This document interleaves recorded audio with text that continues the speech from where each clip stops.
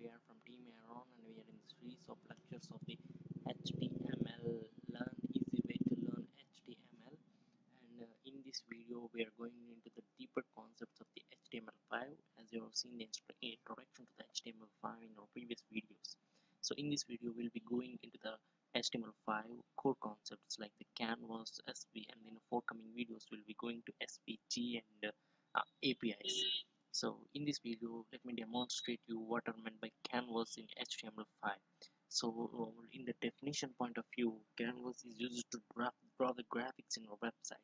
So the graphics is used to drawn by using canvas, and in the canvas we need to write a JavaScript code to show the graphics in your website. So the canvas tag is used to draw the graphics on your website. So remember, the canvas tag uses JavaScript to draw the graphics, but the canvas tag is only the container of the graphics.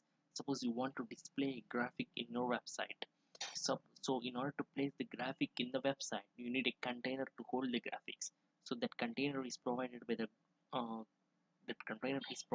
the canvas tag.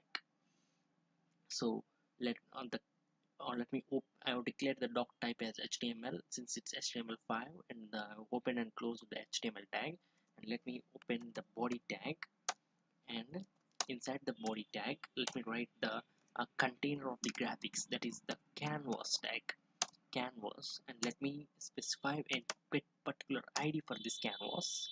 Let it be my canvas, and let me specify the width of the canvas, something like 200 pixel, and height of the canvas something like 300 pixel. let me let me close this. So we have completed drawing in we have completed by giving in we have completed drawing in a container, what we call it is container. In this container of canvas with ID my canvas, we can place the graphics with this container. So our container is finished. Suppose you want to display a message. If the browser can't detect the canvas tag, then you display your message here. Your browser cannot detect the canvas. So this message will be displayed once your browser can't load the canvas, that is the container of your graphics. So with this the container is completed, and we have to write a JavaScript code. So we need to open a script tag. Let me open it, and let me in the script tag let me write the JavaScript code like let me declare a variable by using the var is a keyword to declare the variable, and the variable name is C, let it be. And we already write the code called document dot get element by ID. So we are fetching the element based on the ID. So our ID of the canvas is my canvas. So in this step it's nothing complicated. In this step what I'm going to say is, in this step we are calling an element with an ID called my canvas. So this is the element with an ID called my canvas. So a canvas will be created with width of 200 pixel and height of 200 pixel as we mentioned here. So now we are calling the my canvas, and now declare another variable, that is var ctx, and c dot you call a predefined object in the JavaScript, that is get context. This is a predefined object in the JavaScript, and it contains all the graphics user interfaces. So in this web page I'm going to display 2D graphic. So let me display it as, let me give the parameter of the get context as 2D. Sorry, give it something like, excuse me, my numlock got struct 2D, and close it with semicolon. Every line of JavaScript closes with semicolon, and let me draw a line in my canvas. That is, in order to draw a line we need to use this ctx variable we have declared here. We have declared the ctx variable here. So ctx dot, now I'm going to call a function called go go to, sorry, move to is a function in order to move your pointer to 0 comma 0 is the coordinates of your canvas. So your canvas is created by using a 200 pixel height and 200 pixel width and 200 pixel height. So 0 comma 0, now the cursor waits at 0 comma 0, and let me call another function called ctx dot, since ctx is a declared variable, ctx dot um, move line, sorry, not move line, it's line 2, line 2, and you need to draw the line from 0 comma 0 to 200 comma 200 coordinates, since it is the maximum last point of your canvas. Since our canvas is a 200 pixel width and 200 pixel height, its length is 200 pixel and its height is 200 pixel. So the fourth edge, that is the final edge of the canvas, will be at coordinates 200 comma 200. Close it with semicolon, and in order to draw a line we need to call a function called ctx dot stroke.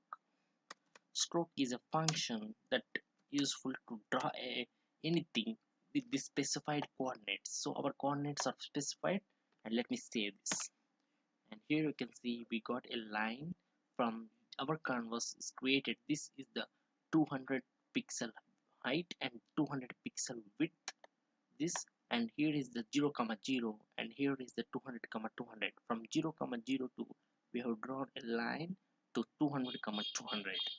So this is the procedure of working with the canvas. Just declare a canvas container with some id and specify the width and height, and in the script tag write your javascript code and display it on your website. So it's nothing, that's a graphical display for the user on your website. So let me give you another example of drawing the something called circle. So let me erase this line code.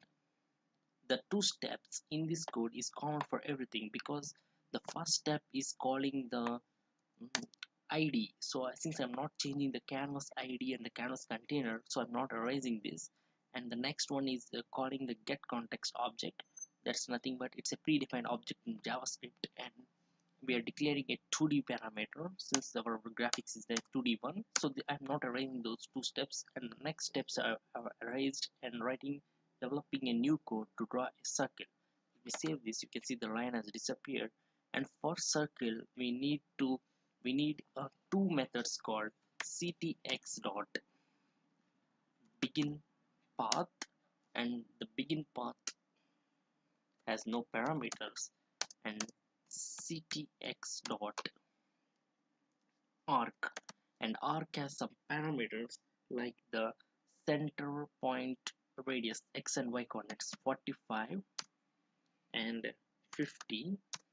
40 is the radius of the circle, and 0 and 2 star math,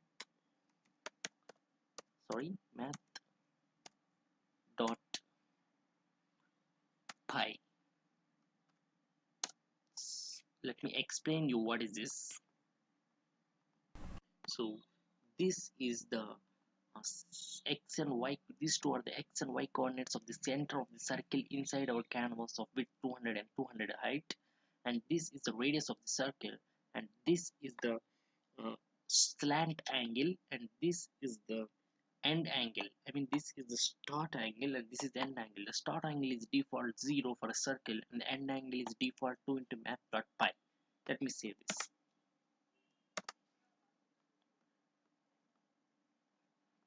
So separate these parameters with commas, and now save this.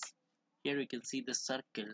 This is our canvas, and this circle has a center at 45 comma 50, and the radius of the circle is 40, and the beginning angle is 0 degrees, and the ending angle is 2 into math.pi, which are default. So in our coming videos we'll be working in deeper concepts with canvas.